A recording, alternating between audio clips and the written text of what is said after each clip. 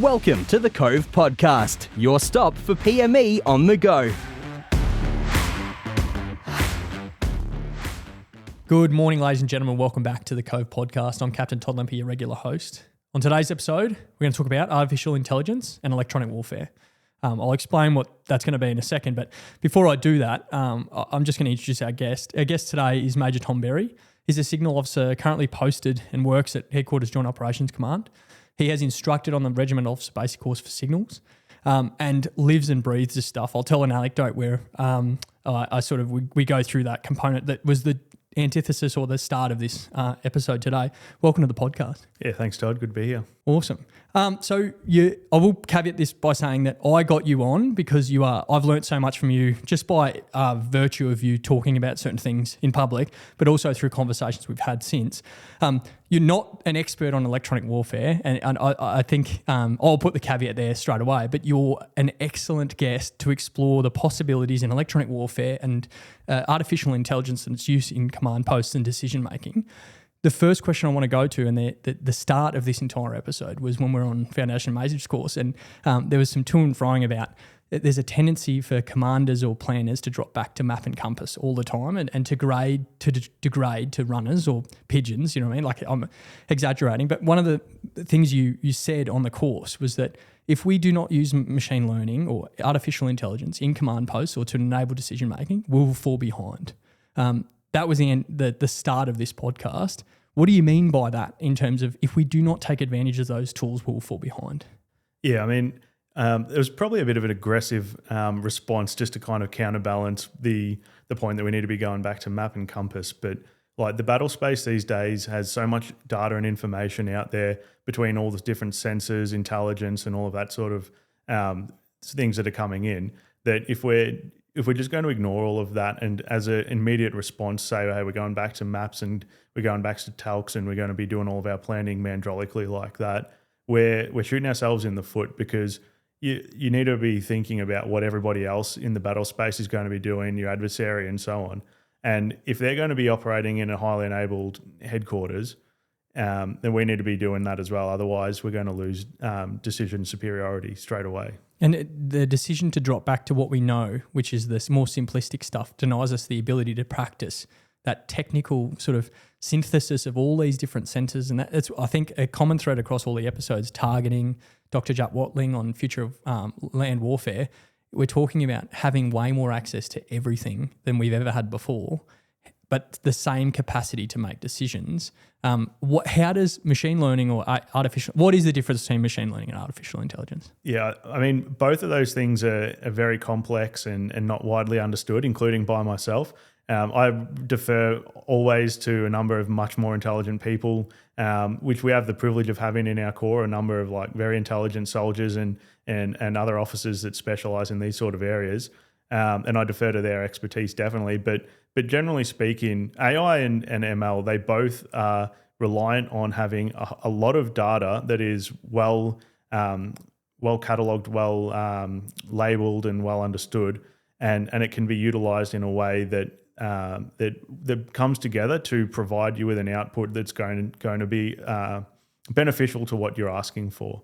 So AI and machine learning are quite different in the sense where machine learning is going to be kind of working to crunch the numbers essentially and recognize patterns and then provide you an output based on that. Whereas AI is trying to intelligently complete tasks. So things such as autonomous vehicles will use AI to detect its surrounding environments and kind of make sense of it, and then essentially respond within that environment based of what has been detected and what it's made sense of to complete the task that it's been given. Whereas machine learning, you're talking about using a plethora of information to sort of just synthesize and make predictions. Is that how it works? Yeah, so for instance, like in everyday life these days, people are becoming conversant with AI. It's creeping into the workplace. It's creeping into government sectors as well. Like, everyone's releasing an AI strategy and an AI plan. But what we generally think about when we think of AI would be ChatGPT, which is one element of the sector, which is large language models, which is in my kind of rudimentary sort of description of it, is like a very, very smart predictive text, where it looks back on all of the data that's been fed previously, and it tries to understand based on what you've provided it as your input or your question. And it says, all right, so if I'm thinking about this topic, most often these are the words that follow in sequence when I'm talking about that. So it's just got a very broad memory, and it can reproduce things based off probability of what's the most likely thing to come out next. And it's not necessarily going to be doing your intelligent thinking for you. It's just going to be sort of regurgitating something that looks good. Yeah, well, I suppose that's really down and dirty for AI, machine learning, and large language models. If we transition that to the argument that you made, which is that we need to use these things, probably not now that you've defined AI, probably not AI as its complete sense, because it's fairly technical. It's talking about using a different sensors and using a significant level of intelligence. We're talking more at the machine learning level. What is machine learning inside SEAT? Why should we embrace it and use it in brigade headquarters, if we can, battle group headquarters? Like, why should we use these things? Yeah, so machine learning is going to be a tool that's going to provide us with the opportunity to offload a whole bunch of the tasks that take up the time away from what our people need to be focusing on, which is the big brain thinking, the strategy, the planning, and the analysis, which we can't rely on number crunches to do. So the less time that we spend processing like broad amounts of information or regurgitating product to create a brief, the more time we have to think about what's coming next, what are the atmospherics, and what are the things that, based on your individual experience and training, that you can see to be important, and reprioritizing our effort into other areas. So yeah, tasks that involve a wider amount of information or number crunching, those are the things we need to be targeting for ML. But to get to that point, like I was saying before, you need to have that data that is really the back end of everything, whether it's AI or ML. It all depends on data, and it needs to be data that is managed appropriately as well. So it can't just be ad hoc in your H drive. It needs to be like well established. Yeah, the old science homework title isn't going to work. The in your H drive. If we talk about machine learning and trying to use that, and you talked about having a plethora of data to draw upon to draw likely conclusions or likelihood, an assessment of likelihood. If we fed every tactical exercise without troops from every single planning exercise that we ever into a system, how secure is that data? Can we get it to a point where it's secure enough for us to continue to use? And then follow on, like, is it just going to give us the same thing, which is the same that every army officer or every NCO would do every single time in an urban clearance? Or is it going to give us sort of creative ideas? Or is that what you're talking about, giving us the ability to free up time to think about surprise and shock action and creativity? Yeah, it's a good question. I mean, like, the security part of it talks to a much bigger picture of what's required, which is like, how do you store the data? Where are you storing it? Who's responsible for it? And all of those sort of things. And it's the same as any other bit of operational data or planning data that you've got. But also in terms of the security of the data is the currency of the data that's important as well. How often are we feeding data back into the model? How often are we updating it? And then, if you're in a deployed environment, are you operating off the most up-to-date model or information, or where is that held and how is that updated out? In terms of the question about what is it going to feed back to you, well, that kind of comes back to the point of saying before about how it has a very good memory. It's going to draw upon all of the data that it's got in the system, and if 9 out of 10 times, you provide a left flanker for the clearance of the hill, and you ask it to provide you for an overlay to clear the hill, it's probably going to provide you with a left flanker, unless you provide it with the correct inputs to adjust that. It's probably going to provide you the same feedback, but those aren't the tasks that I think we should be focusing on. Those are the sort of tasks that we should be freeing up the time to give our people more opportunity to spend the time doing that, by taking away from things like, imagery analysis, or, scrolling through ones and zeros, or hand jamming data in a targeting system. If your system can use ML to identify what information it needs and when and where, and then you can provide it with the inputs to pass that through. Those sort of areas are where Mm. you're going to get the most benefit out of it. That plan thing, going back to, I completely agree with the second point, but I just want to go back to the part about it not coming up with these creative and shocker. Like, it's still good in a sense to be able to spit out a sort of an overlay, a series of overlays, and a potentially like a ConOps that's roughly 80%, right? So like roughly that, and then all you have to do is move the tactical icons on a overlay to get it that last 20% to take advantage of your creative thinking that you've just opened up all the time for. You can launch into that stuff to come up with a better plan rather than trying to work out clicking 5 times to get an SPF icon on the screen. That's already done at that point. So there's it gives you that mountain of way to come up with creative plans. Yeah, it definitely would give you a bit of a step forward. But like, to use an example that I can't remember who said it, but it was someone in the tech industry, and he said like using AI is like having 1,000 interns. So they can churn out a whole bunch of work really quickly, but are you going to trust your interns to provide you with the final plan that you're going to go ahead with? It might give you a good start on it, but most often you're going to use your 1,000 interns to do the stuff you don't want to do, to give you the capacity to focus on the things that you need to do. I suppose that's AI, machine learning, and then large language models. We talked about the benefits, and you're saying that there are sort of there's pros and cons, or constraints, I suppose, which is that like it's not going to do that creative thinking for you, and it's really good at synthesizing mountains of data and making assessments of likelihood.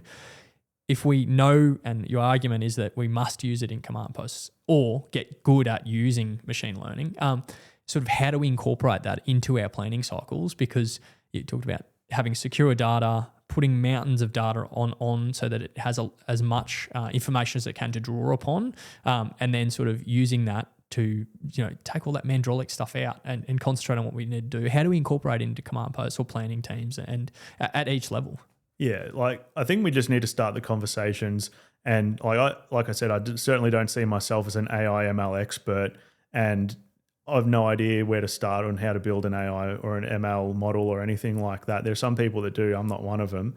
But where I do see my utility in this and where I think we should be looking is being able to know enough to be dangerous, have the discussions with your boss, and then sort of getting them thinking about where are the areas where we can save time, increase capacity of our staff, and then, where do we want to get to? What are the sort of roles and tasks that we think we can offload to ML in the CP to regain a bit of capacity?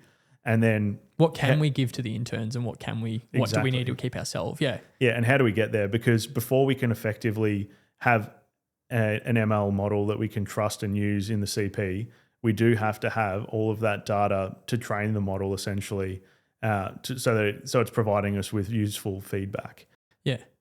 So we know that so we've been through artificial intelligence, machine learning, large language models, how it can enable you inside a headquarters to do that because a vast majority of a staff officer's job is somewhat mandrolic, doing these briefs, and we're getting away from that with the decision-making and planning process, trying not to generate briefs for the sake of it, but there's still a lot of product to be churned, and a lot of the time is spent doing mandrolic stuff. So this is the advantage.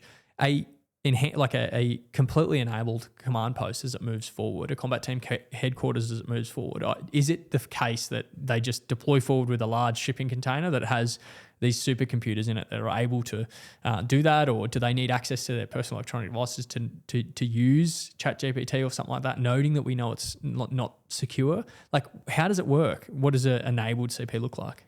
Yeah, it's definitely not feasible currently to do the sort of processing that's required to do ML at the tactical edge, just based on the amount of compute power. So it's going to have size, weight, power requirements there that are not really feasible. So what you'd more likely be looking at is having a high capacity link back where you're going to be doing the compute offsite somewhere else, and then where you're also drawing on all these models that have been developed and that large data storage requirement as well. So you're going to be drawing on information back. So you're going to have those resilient communications links to your headquarters so that you can make the request, do your planning, and receive the content at the tactical edge, but the compute and the actual processing would be done in the rear. So that sort of leads me into my next point I talked about at the top of the episode, which is like electronic warfare, but specifically jamming. What constraints then are applied to this resilient comms network, sending the information and then queries back and forth between that headquarters and where the computing power is, and that massive size of computing power, all that sort of stuff? What are the constraints? Same as voice comms and data comms normal, or are there different constraints in that chain?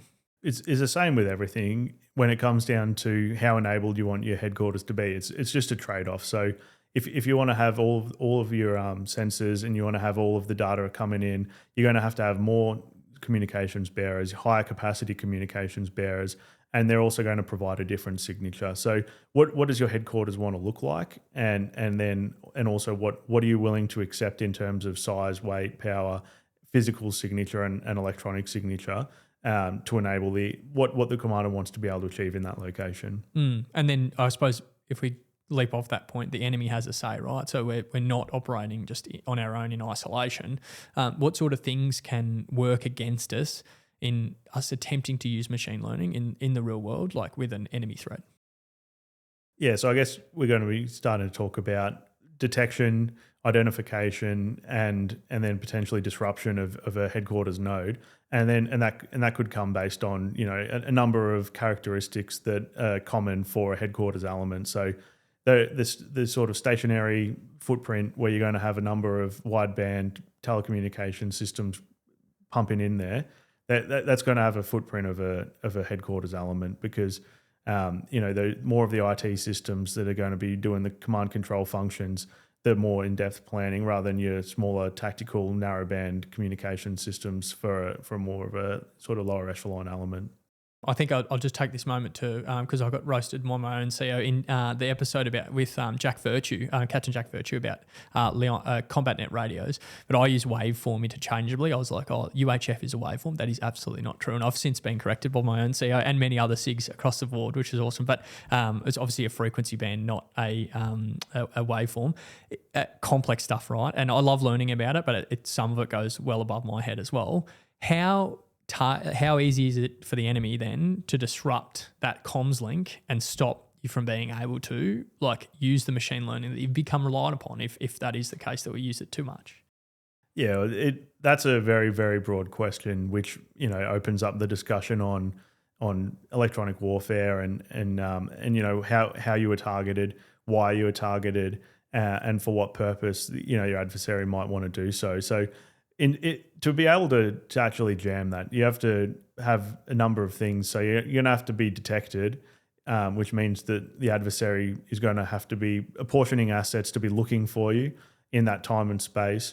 And they're going to have to be able to, after they've detected you, identify that you are what you are. So like we were saying before, if you have got a number of military signature, satellite communications bearers, they'd have a pretty good idea of what they're looking at. And then following that, they're going to have to also have the assets apportioned to then be able to target that. So if you're going to be talking about utilizing the rear echelon compute power to enable machine learning, you're probably going to be looking at a satellite communications link, which would then mean that they're going to have to be able to identify your satellite communication system and then have the assets to target the relevant satellite that you're using for that. Yeah. So I'll leave SATCOM. We'll park that for a minute and come back to just jamming more broadly. So you talked about the ability to collect and then the want to be able to jam. What is jamming? Because I think it's simulated sometimes in some headquarters. Is I've had it happen before where they just close the laptop. It's like, and then they're like, you're being jammed. Now, my arbitrary understanding is you may not know that you're being jammed for minutes potentially, and also your screen is unlikely to just go completely black. What is jamming and how does it work? Yeah, so most often that when we're talking about jamming, we're talking about power overmatch, which means that the adversary is putting more power onto your receive antenna than your friendly call sign is. So what's going to happen there is that your communication transmission is going to either be disrupted or you'll be receiving a whole bunch of noise, or potentially it might have a different effect. There are other types of jamming which target more of a precision effect, and they also require a lot more, I suppose, technical reconnaissance in advance to be able to do that. But power overmatch is what we talk about most often. If we're talking about tactical radio systems, the three main types of jamming that people would be looking at is either a spot jamming, sweep, or barrage jamming, where spot is targeting frequencies, sweep is moving through a range of frequencies, and barrage is picking a range of the spectrum and then just throwing a whole bunch of power at it. So like spot, I'd imagine they increase in level of power required to overwhelm. Is that right? Yeah, definitely. And if you're looking at barrage jamming, where you're targeting a whole section of the spectrum, you're going to be utilizing a whole lot of power there, and then that will have considerations in itself. If you want to be able to jam that much of the spectrum with enough power to overmatch that communications link, then you're going to need to be putting a lot of power downrange. So I think jamming. So you've talked about three different types of jamming, or three different methods, I suppose. Like if we talk to, because we've had a few people on talking about Lieutenant Colonel Smith about the adaptation of UAS in the Ukraine and Russia conflict. Talked about using UAS or unmanned aerial systems on a single frequency, and then subsequently that being jammed. Then using frequency hopping, so it's moving between frequencies, and then subsequently being able to be jammed by another type of jamming asset, and then subsequently they've gone the ultimate, which is fiber optic, fly-by-wire type setup. How has jamming adapted, or electronic warfare adapted over time in that circumstance? Yeah, definitely. There's been a lot of technological advancements in how we utilize the spectrum, and like a really good example of everyday use of the spectrum that we can talk to with this is, like mobile phones and Wi-Fi. Everyone's got a mobile phone, and if you think about an apartment building, you got 100 different apartments. Everyone's got their own Wi-Fi. Every Wi-Fi router operates in broadly the same part of the spectrum. So, how are they all functioning without jamming each other? So how you use the spectrum, so you're moving throughout the spectrum dynamically. You're understanding the spectrum that you're working in, and then you're utilizing parts that aren't going to be, interfering with others. When it comes back to sort of red on blue action, it's really a cat and mouse sort of situation. As soon as you're going to be getting identified, targeted, and then subsequently jammed, you're going to find a way that you can maneuver within the spectrum to get around that, and then the red force will come back again, and then they're going to find a way as well. So when we're talking about waveforms, as you mentioned before, a lot of the big radio companies and big players in communications technology invest heavily in different waveforms that operate within the spectrum intelligently, and so they give you the greatest chance of survival, whether it's something like a frequency hopping waveform, or any other waveform that we have, whether it's trying to improve its ability to work within the spectrum without being identified or detected. It's going to add additional resilience there, and it all just comes down to technological adaptation. Yeah. And I think that the whole component you just talked about, the cat and mouse game with the blue and red force, or the enemy and us, it's the thing is that some people ignore when they talk about this wide sweeping jamming that's occurring to try to simulate it. They're ignoring the impact that it has on the enemy. Does jamming, if the enemy does jam a certain frequency band, does that have an effect on their communications as well? Well, that depends on the planning that's taken place in advance. So, like if we were going to do jamming, we know what frequencies that our flanking call signs are going to be using, so we're not going to jam them. But again, it's going to be a case of trade-off and cost benefit. So if I think that it's going to be mission critical that I jam your communication, that's the sort of thing you'd brief up and say, hey, we've identified that this is an area where there's going to be some critical communications occurring. You can do something like barrage jamming with high power covering off a whole lot of the spectrum to ensure that you are disrupting that communication link, because the cost is worth the risk of not allowing that to occur. But that's going to be utilized in something like an A2AD, anti-access area denial strategy, where you don't want someone being able to operate within this area. You have a good idea about what they're going to do and what area of the EMS they're going to operate in. So you might target that specifically, or make certain preparations, like if something's identified, you might move towards that strategy. But you've danced around targeting a little bit at the start when we talked about machine learning, and then jamming. There's some things you talked about, preparatory like movements or like very deliberate actions to enable follow-on forces or something like that. It's easy to use like I think, and maybe because I don't really understand it to a great degree, but it's easier to use like a fires analogy in that like what does the enemy require? Position, distance, like power, we know that. And is there a threat of like detection if they use jamming against our call sign? Yeah, so it definitely needs to be included in the planning well in advance, because you need to understand what you're looking for and then detect that it is there before you can target it. So when it comes to jamming, there's a number of considerations, and I suppose what you're going to need to think about first is, why are you jamming? Why are you choosing to employ an EW effect versus something else? So when you're talking like very much down at the tactical level, in order to achieve that power overmatch for a line of sight communications, VHF, UHF, you're going to have to be pretty close to the enemy to be able to achieve that power overmatch. And then the further away you are, the more power you're going to have to use to achieve overmatch, which is then going to increase the likelihood that you'll be detected.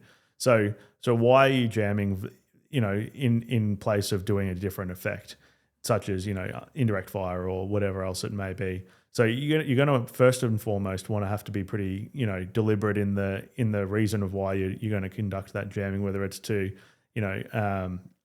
employ a bit of additional friction into a certain part of the plan, or target a specific communications link that you've identified is used to call for the enactment of the reserve or something like that. So that's the first thing. So why are we using an EW effect? Second, then you need to do that initial reconnaissance and understanding of what those communications links are. So we've identified that this is their command link. These are the frequency that it uses. Depending on the amount of recon that you've done, you might get more or less information. But then you also need to be in place to target it, and following that, whether you get identified or not, you're going to have to be able to withdraw the element as well. So there's risk involved, and you need to have that well and truly planned in advance. Yeah, because you could enact, I suppose, a sort of the jamming effect, and then counter battery fires, for lack of a better term, because is it easy to find where that jamming platform is, noting that it's like putting out so much power?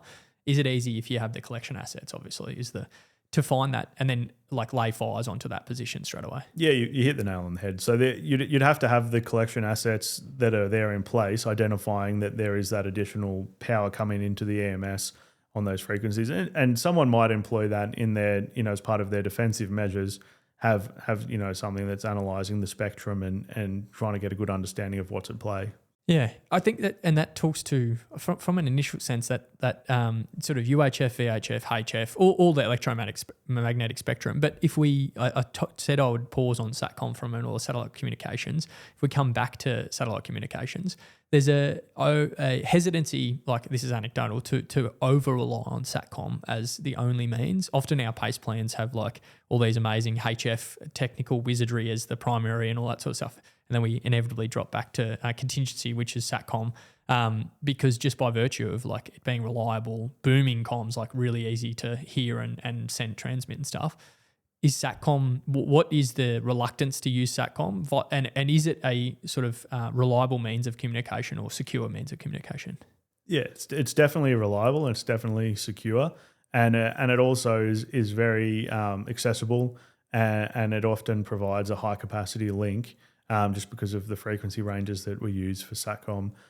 Whether we're talking about wideband or narrowband SATCOM, they're both at the higher ends for their individual requirements. So they're good to go. Like SATCOM is good, and my personal view is that if we're moving away from SATCOM in the first instance, we're doing the enemy's job for them by degrading our own communications by moving to a inferior sort of bandwidth or throughput in the first instance.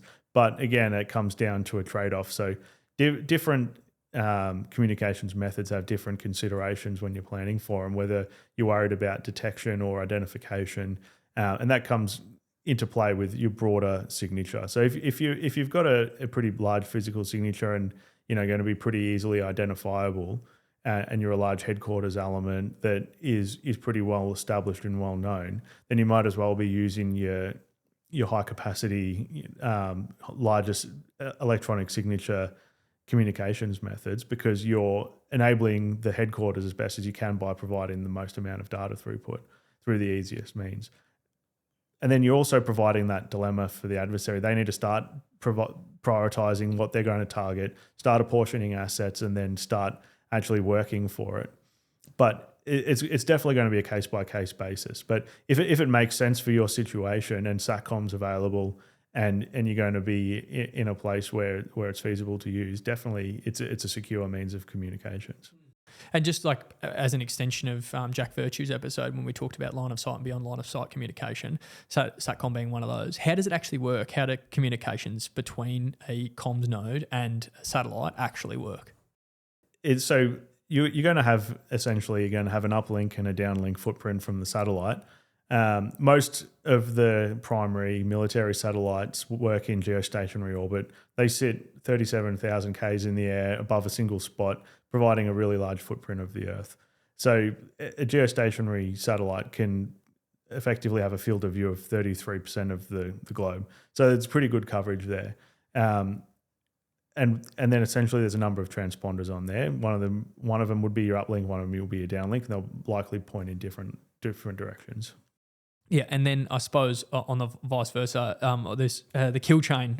I read that before CO1 Ahmed's episode. It's an absolutely awesome book, but it talks to low orbit satellites, which is different to what you're talking about now, and the plethora of low orbit satellites that are able to sort of enable communications. I'm talking at the voice level, but we're definitely talking at the data level now. Do you know what I mean? Like it's more complex than just being able to speak to one another. It's about sending a large amount of data to enable that.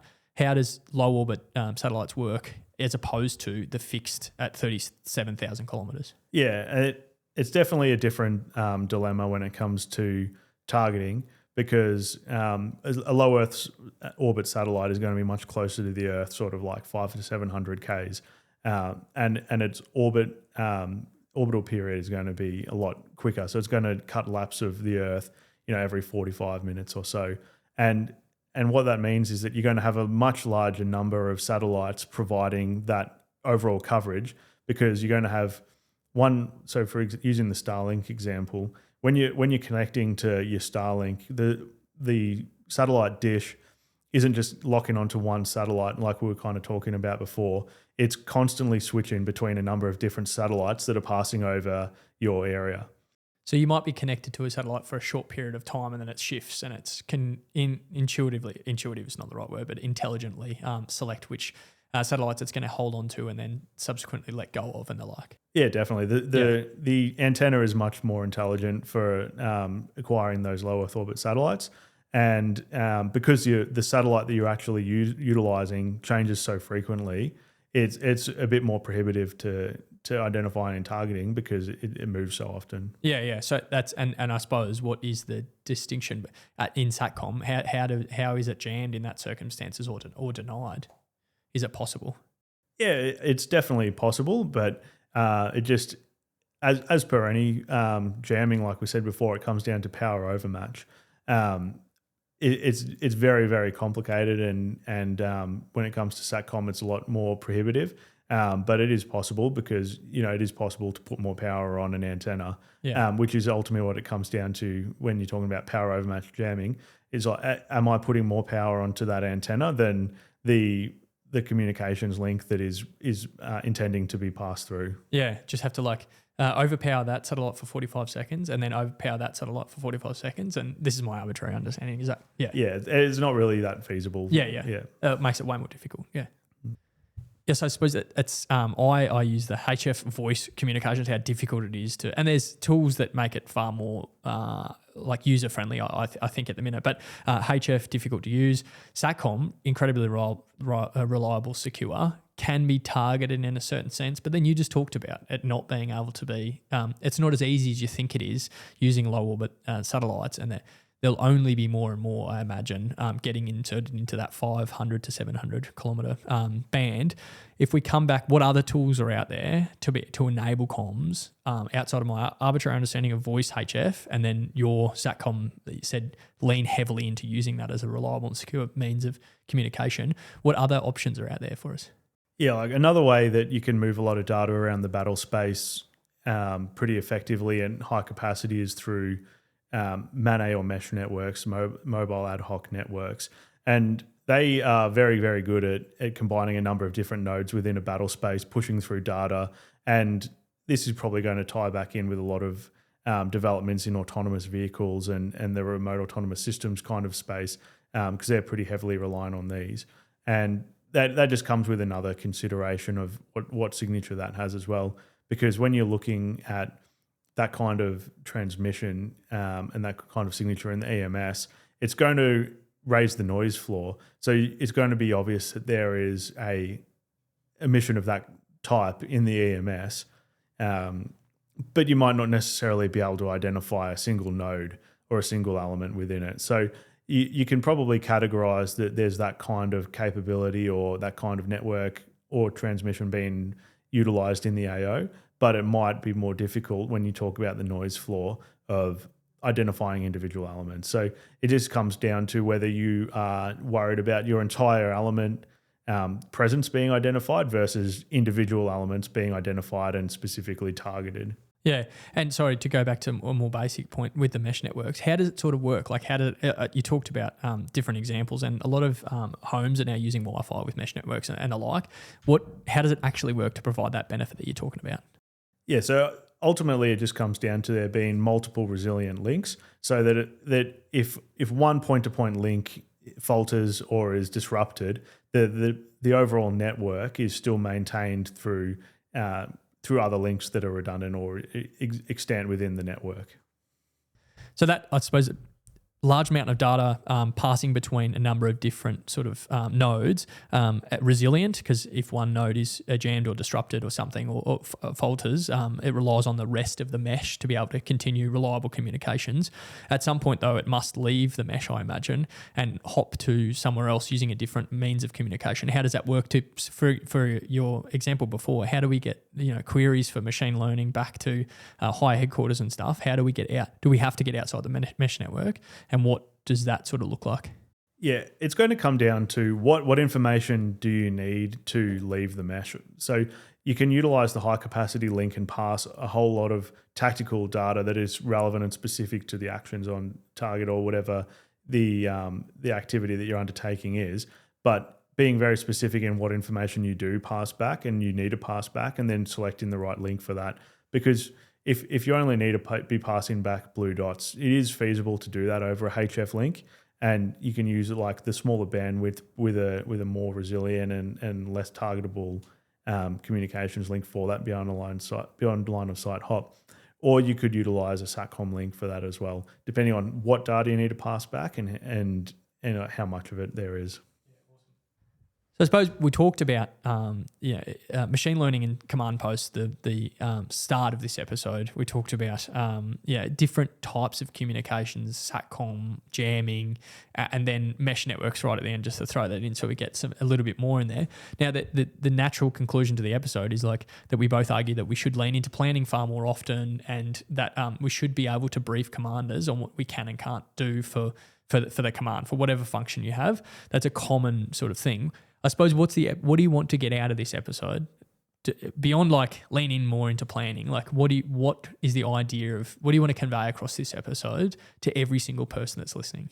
Yeah, I think like we definitely covered a lot of wave tops here, and there's a lot for us to think about at sort of like the planning level. How do we incorporate it more? How do we better utilize the smart soldiers we've got out there that are working in these areas? How do we harness that to improve our outputs? How do we become more efficient? How do we free up time and space for planners and staff, people in the headquarters staff to, do those niche sort of things that we train to do and that ultimately we want to do. We don't want to spend our time, writing AIs for dining in nights and doing those sort of tasks where you can pretty much offload that to a large language model. But how do we buy back that time for ourselves to do that critical thinking where we're going to get that edge when it comes down to decision superiority? So I think we all need to, uplift where we're at for our baseline so that we can then take that next step forward as well and move into these areas that are emerging. But first we need to understand what are the problems we're trying to solve and start taking those baby steps to start building out that data that we're going to need to be able to build the models that can start automating some of these processes. Yeah. Because, the baseline technical understanding of your soldier in the ADF today is going to be a lot higher than it's ever been before. Everyone's walking around with, emerging technology. Everyone's starting to, use ChatGPT, not for their university assignments, but, just to make life a little bit easier, make those hard decisions. So we need to start understanding that our people are actually pretty technically savvy, putting more of an onus on them, starting to push down some of these tasks that have been held pretty closely within sort of niche communities of, sensing the electronic magnetic spectrum, and then starting to put a few more effects out into the EMS as well. And then start uplifting the tasks that those specialists are doing, because we've got the technical understanding among our workforce and we need to start using them as best we can. Push that sort of some of the more mundane stuff, not mundane, but like some of the more simplistic stuff down so that both parties sort of benefit from that. The electronic warfare teams can just focus on more complex stuff that they need to do, and the individual soldier becomes that sensor or collection asset for EMS rather than just transmitting and receiving and having baseline understanding of each different frequency segment of the frequency, not waveform, that they're operating on. Yeah, exactly. And then for signal officers as well, pushing our individual knowledge. I've definitely pushed to the extent of my knowledge today talking to you, but being able to at least understand enough so that we can ask the right questions and most importantly be there confidently enough to advise, the BM or the S3 or whoever it is that's leading the planning process to make sure that those considerations and inputs are being considered at the right time so that those effects can be appropriately planned for and used.